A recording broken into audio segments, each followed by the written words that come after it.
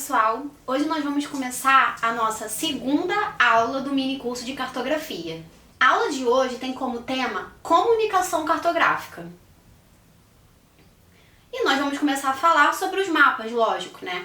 Os mapas, eles são os avanços técnicos na construção de produtos cartográficos. E através da necessidade de informações georreferenciadas. Mas o que são informações georreferenciadas? É tornar as suas coordenadas da área, né, conhecidas através de um sistema de referência. E aqui eu coloquei como exemplo para vocês o sistema CIRGAS 2000, que é o mais utilizado na América do Sul. Os mapas, eles também são usados com finalidades de educação, pesquisa, quanto para tomadas de decisões de órgãos governamentais ou não. O mapa é uma importante ferramenta que vai trabalhar com as informações distribuídas na superfície terrestre. Segundo Tiner e Dent, a cartografia ela vai ser dividida em dois grandes grupos. Então, o primeiro grupo vão ser órgãos de levantamento com propósito geral ou de referência. E o que são esses levantamentos? Eles vão ser os mapas gerais, de base ou de referência. Então, esses órgãos, eles trabalham com mapas obtidos através de campo ou hidrográficos, feitos por métodos fotogramétricos ou de sensores remotos. Então, aqui, exemplos de órgãos que trabalham com esses mapas gerais. O Instituto Brasileiro de Geografia e Estatística, o IBGE, a Diretoria de Serviço Geográfico, o órgão do Exército Brasileiro, né, a DSG, a Diretoria de Hidrografia e Navegação, DHN, o órgão da Marinha do Brasil, e o Instituto de Cartografia Aeronáutica, o ICA, que é o órgão do Departamento de Controle do Espaço Aéreo da Força Aérea Brasileira. E aqui eu trouxe para vocês um exemplo de uma carta topográfica, né? Foi retirada do navegador mobile do acervo de cartas topográficas do Exército Brasileiro. E nessa carta a gente consegue ver, né, a região metropolitana e a costa, né, do Rio de Janeiro, né? Então do lado esquerdo aqui tem o Rio de Janeiro, a Lagoa Rodrigo de Freitas, o Pão de Açúcar, e do lado direito já Niterói. Bom, o segundo são os órgãos de levantamento com propósito especial ou temático. Então, o primeiro ele vai trazer um mapa geral, vai trazer uma base para a gente cartográfica. E o segundo, a segunda viés da cartografia, ela vai ter um propósito mais temático, trabalhando, né, temas específicos para fenômenos específicos, né, para a gente poder entender. Então, esses órgãos, eles vão trabalhar e vão desenvolver os mapas chamados temáticos. Então, são órgãos que trabalham com mapas, né, obtidos pelo grupo anterior, porém voltado para informações gerais, generalizações e conceitos geográficos. O IBGE, ele também trabalha com esse tipo de mapeamento, mapas de clima, geomorfologia, demográfico. O Departamento Nacional de Produção Mineral, o DNPM, a Companhia também de Pesquisa de Recursos Minerais, o CPRM, vão elaborar mapas geológicos. E a Embrapa, a Empresa Brasileira de Pesquisa Agropecuária, vão elaborar mapas de solo, aptidão agrícola. E o Departamento Nacional de Infraestrutura de Transporte, o DENIT, que vai elaborar mapas rodoviários. Então, qual é a diferença desses mapas gerais e esses mapas temáticos? O mapa geral, ele vai trazer a base dos elementos cartográficos desse espaço. E o mapa temático, ele vai agregar nessa base geral um tema específico. Bom, temos também a cartografia espacial e temática, que vão traduzir representações de fenômenos específicos, né? Então também é um mapa temático, uma espécie de mapa temático. E esses mapas, esses fenômenos específicos vão ser de ordem físico, social, biológico, político, entre outros. Esses fenômenos, eles podem ser georreferenciados no espaço e terão prioridade de representação dentro da imagem do mapa. Mas, professora, como assim prioridade de representação? Significa que esses temas, né, o nome já diz mapa temático, então esse mapa ele tem um tema, ele está trabalhando um fenômeno específico. Esse fenômeno fenômeno que vai ter prioridade de representação nesse mapa. Então a gente vai ter a base cartográfica, né, geral, mas a prioridade de representação são as rodovias, é o mapeamento de riscos, de deslizamento de encosta, é o uso e cobertura do solo. Essa vai ser a prioridade de representação desses mapas temáticos. A cartografia especial, ela vai elaborar cartas técnicas. Então, exemplo dessas cartas técnicas: cartas meteorológicas, cartas náuticas, cartas aeronáuticas. Bom, as cartas meteorológicas têm um uso bastante direcionado, né? O objetivo de facilitar a previsão do tempo de uma determinada área geográfica. Então, através da visualização da direção dos ventos, movimentos de frentes frias e áreas de baixa pressão, vai ser construído, né, uma carta meteorológica. São compostas por base cartográfica estática e são utilizadas informações meteorológicas de tempos em tempos. Os satélites meteorológicos, eles vão atualizar as informações constantemente. E os dados dos satélites, eles vão ser complementados pelos dados das estações meteorológicas terrestres, gerando mapas com informações sobre pressão e temperatura, entre outras. Bom, outro exemplo de carta especial são as cartas hidrográficas, também com uso bastante direcionado, né, que é a hidrografia, e focado no detalhamento de batimetria e dos acidentes da hidrografia. Mas você sabe o que é batimetria? Nada mais é do que a medição de profundidade dos oceanos, lagos e rios. Então esse é o principal objetivo das cartas hidrográficas: trabalhar com a medição de profundidade dos oceanos, lagos e rios. Há uma necessidade de constante atualização dessas cartas, pois os rios, eles são ambientes de constantes dinâmicas. O Brasil, ele é responsável pelas cartas náuticas de sua costa e de todo o Atlântico Sul. Outro exemplo de carta especial são as cartas aeronáuticas, que têm um uso bastante direcionado para viabilizar desde o deslocamento no ar até o momento de aproximação e aterrissagem no solo. É focado nas aplicações de pilotagem, aeroportos, obstáculos, aproximações, aerovias. Então, essas cartas aeronáuticas, elas nada mais são do que cartas que desenvolvem temáticas específicas para o deslocamento na atmosfera. São confeccionadas geralmente em pequenas escalas, ou seja, poucos detalhes, né? 1 para 500 mil e 1 para 1 milhão. Mas também são confeccionadas em escalas intermediárias, desenvolvidas para voos locais, que é 1 para 250 mil.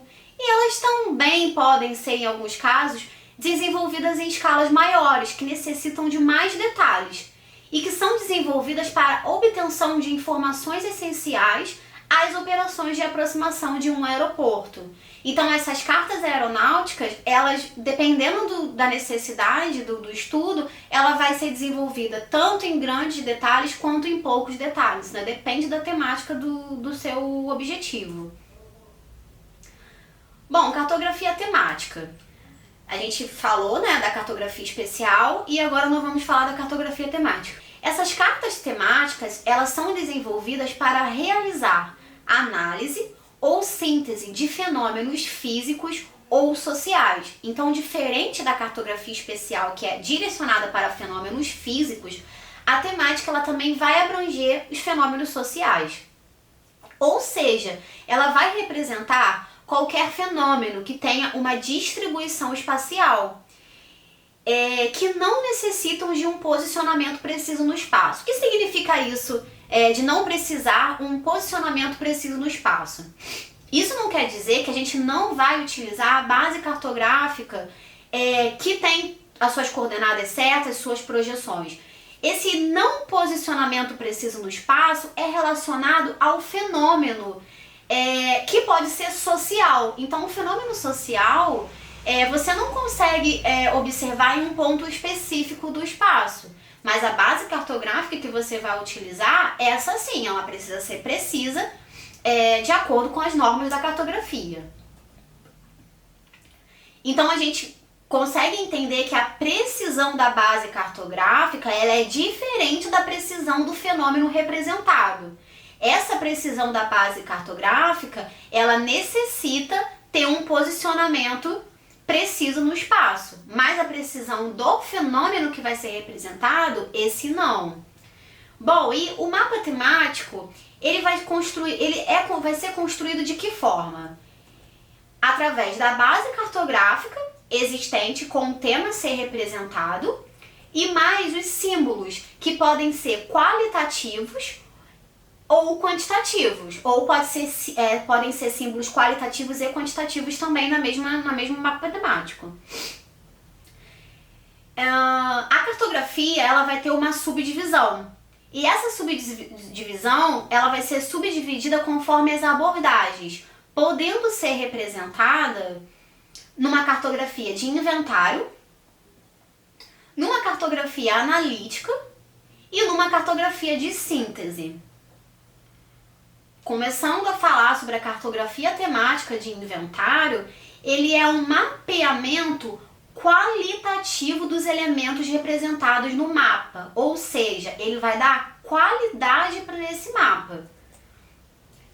Esses elementos eles são representados sem intuito de respostas, eles não têm intuito de respostas. Então, quando você dá valor, qualidade a alguma coisa, você não está trabalhando com estatística, por exemplo, você está dando uma qualidade a esse mapa.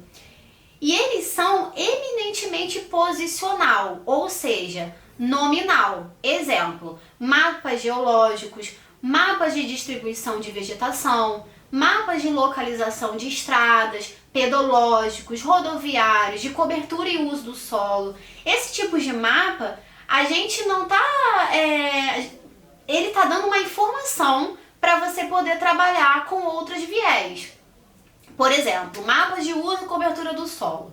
Você pode pegar um mapa de uso e cobertura do solo e trabalhar o avanço do agronegócio utilizando o mapa de uso e cobertura do solo. Você vai identificar lá essa área, lá a sua área de estudo que você escolher, e a partir do uso dessa área você vai conseguir identificar se tem muito uso agropecuário ou não. Então esse mapa de uso e cobertura do solo, ele vai te dar uma qualidade, né, daquela área de estudo para você poder utilizar posteriormente como uma ideia crítica, né, dessa temática que você vai escolher. E o mapeamento temático de inventário é o mais simples entre os mapeamentos temáticos existentes, permitindo que o usuário saber apenas o que existe em um determinado local. Então ele vai mostrar, né, um determinado uso, né, daquele solo, ou um determinado tema que você queira entender como funciona, por exemplo, mapas rodoviários, como que é distribuído as rodovias numa determinada área de estudo. E aqui eu trouxe um exemplo para vocês do mapa de uso e cobertura do solo, né, feito pela Prefeitura do Rio de Janeiro. E nas partezinhas verdes, né, são áreas de floresta, nas partezinhas vermelhas, né, nos polígonos vermelhos, áreas de favelas. Então, se a gente analisar esse mapa com maior detalhe, vamos perceber qual é o uso e cobertura desse solo do Rio de Janeiro que é utilizado, né? Como ele é utilizado.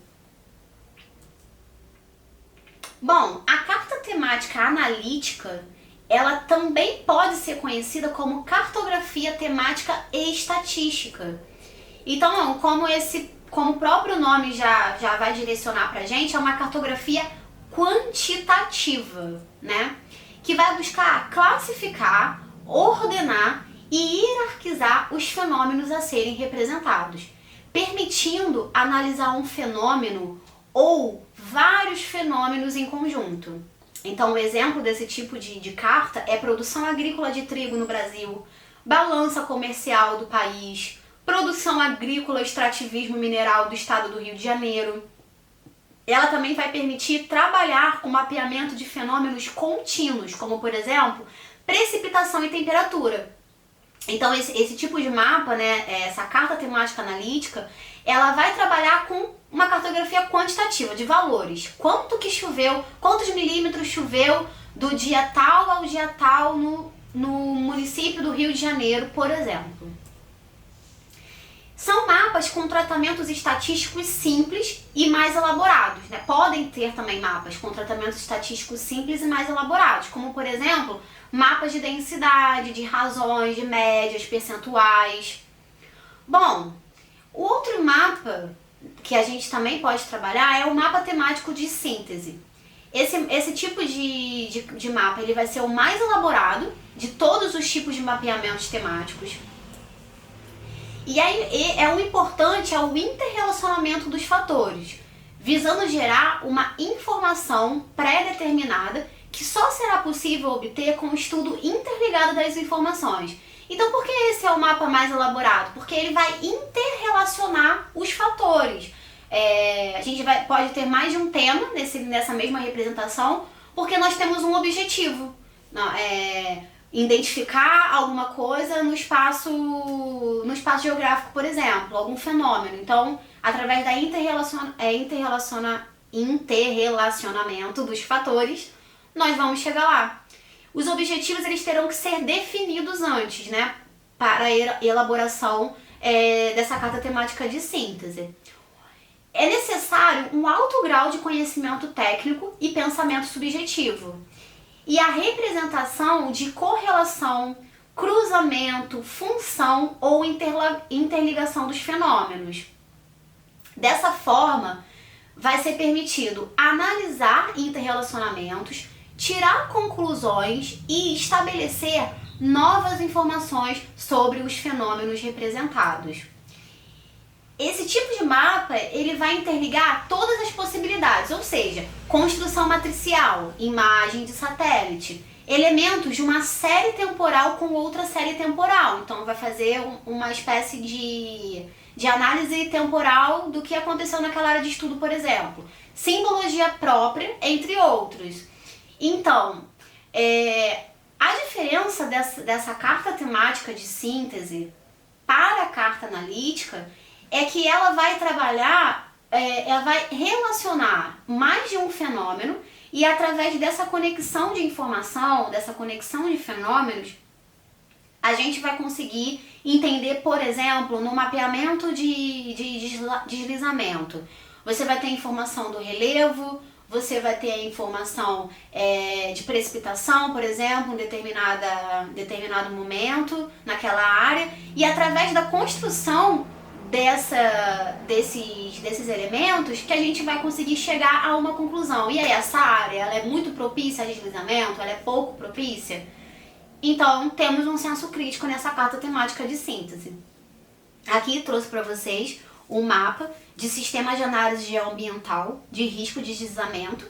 Enquanto mais amarelo, menos possibilidade de risco. Quanto mais para o vermelho, para o roxo, mais alto é esse risco de deslizamento. Qualquer dúvida que vocês tenham, é só deixar lá no nosso grupo do Instagram, né? Que a gente pode debater, eu vou tirar todas as dúvidas de vocês. Podem comentar também no vídeo, caso surja alguma dúvida, eu posso responder por lá.